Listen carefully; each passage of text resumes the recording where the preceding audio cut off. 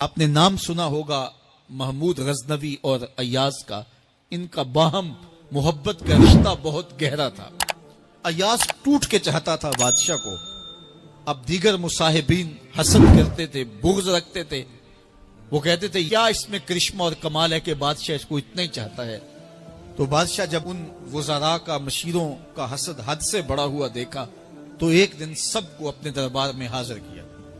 دربار میں ایک تالاب تھا تو اس میں مٹھی بھر کے موتیوں کی پھینک دی اور ایک ایک وزیر کو کہا کہ یہ موتی نکال کے لاؤ اور یہ خیال کرنا کہ تمہارا لباس بھی، تمہارا بدن بھی نہیں بھیگنا چاہیے. تو سب نے کہا کہ یہ عجیب بات ہے کہ حوض کی تہ سے موتی نکال کے لائیں اور لباس بھی نہ بھیگے اور بدن بھی نہ بھیگے، یہ تو لازمی ہوگا. پھر دوسرے وزیر کو کہتا کہ یہ موتی نکال کے لاؤ، تمہارا لباس بھی نہیں بھیگنا چاہیے، تمہارا بدن بھی نہیں بھیگنا چاہیے. تو وہ آگے سے حجت کرتا یہ کیسے ہو سکتا ہے کہ بدن بھی اور لباس بھی نہ بھیگے اور موتی بھی نکال لاؤں. تیسرے کو، چوتھے کو، پانچویں کو، ہر ایک آگے سے حجت کرے یہ کیسے ہو سکتا ہے. پھر ایاز آ گیا تو بادشاہ نے ایاز کو کہا کہ یہ موتی نکال کے لانے ہیں اور تمہارا لباس بھی اور تمہارا بدن بھی نہیں بھیگنا چاہیے. ایاز نے فوراً چھلانگ لگائی اور موتی نکالے. جب باہر نکلا تو بدن اور لباس پانی سے نچڑ رہا تھا. تو ایسے موتی بادشاہ کو پیش کیے اور بدن کپ کپا رہا تھا.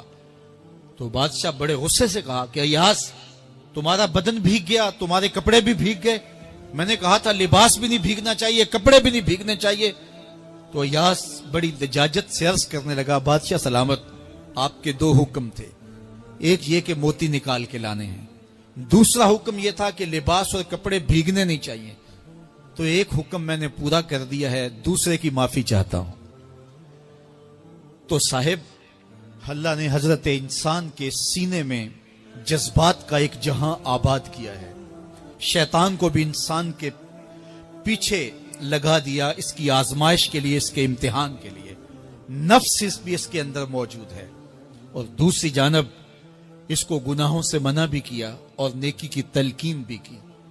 اب کتنی مشکل زندگی ہے حضرت انسان کی. آئی جان شکنجے اندر جویں ویلنے دے وچ گنا. کتنی مشکل زندگی ہے.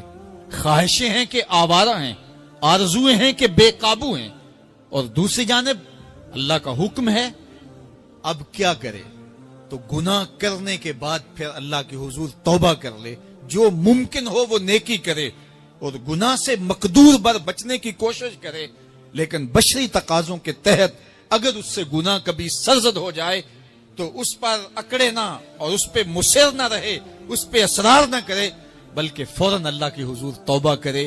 گناہ کرنے کے بعد بندہ جب توبہ کرتا ہے التائب من الذنب کمن لا ذنب لہ، تو وہ ایسے ہوتا ہے جس طرح اس نے گناہ کیا ہوا ہی نہیں.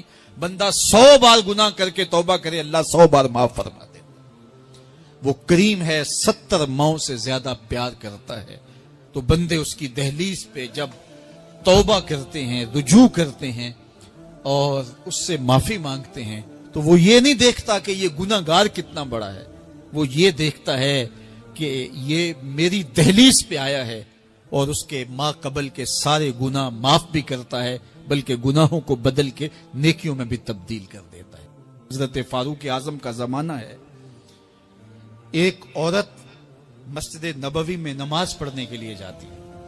راستے میں ایک نوجوان رستہ روک کے کھڑا ہو جاتا ہے اور راستے میں روزانہ کھڑا ہوتا ہے اور اس کی تیکھی نظروں کے تیر اس عورت کو بے چین کرتے ہیں. ایک دن رک گئی اور پوچھا کیا مسئلہ ہے تجھے؟ اس نے کہا کہ میں تمہارا چاہنے والا ہوں اور تمہیں حاصل کرنا میری زندگی کا سب سے بڑا مسئلہ ہے.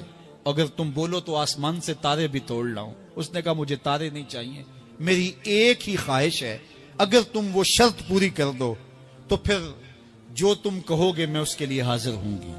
اس نے کہا جلدی بولیے، میں ہر آرزو پوری کرنے کے لیے فرہاد بن جاؤں گا، مجنوں بن جاؤں گا. اس نے کہا میری لمبی چوڑی شرائط نہیں، ایک ہی شرط ہے، 40 دن تک حضرت عمر کے پیچھے نماز پڑھ لو. 40ویں دن کی آخری نماز کے بعد یہاں میں تیرا انتظار کروں گی. اس نے کہا کہ یہ کون سا مشکل کام ہے. 40 دن تک حضرت عمر کے پیچھے نمازیں چلتی رہیں. عمر کی قرات کا سوز دل بدلتا رہا. 40 दिन के बाद आखिरी नमाज जब हुई तो वो नौजवान लड़की रास्ते में खड़ी थी और ये नजरें झुका के गुजरने लगा। तो इसने आवाज दे के कहा, हस्बे वादा तेरे लिए हाजिर हूं। उसने कहा, खैर से खड़ी रहो, उमर ने दिल का ताल्लुक रब से जोड़ दिया है। तेरी दुआ है कि हो मेरी आरज़ू पूरी। इकबाल बोला, तेरी दुआ है कि हो मेरी आरज़ू पूरी, मेरी दुआ है कि तेरी आरज़ू बदल जाए, तेरी तमन्ना ही तब्दील हो जाए। आरज़ुओं तो सारी जिंदगी पूरी नहीं होती, काश है कोई जिंदगी का रुख ही फेर दे, कोई जिंदगी की समत ही तब्दील कर दे। जिसको हासिल करने के लिए दिन रात मरे जा रहे हैं, काश वो मकसूद ही ना रहे, वो मतलूब ही ना रहे, वो जिंदगी का हासिल ही ना रहे। जिंदगी को हकीकत का नूर मिल जाए, हमें पता चल जाए हम इस दुनिया पे आए किस लिए थे, हमारी जिंदगी का मकसद क्या है। एक तबका तो वो है जो गुनाह करने के बावजूद भी नहीं डरता, और दूसरा तबका है गुनाह करने के बाद दिल कांप जाते हैं कि ये गुनाह हमसे क्यों सजा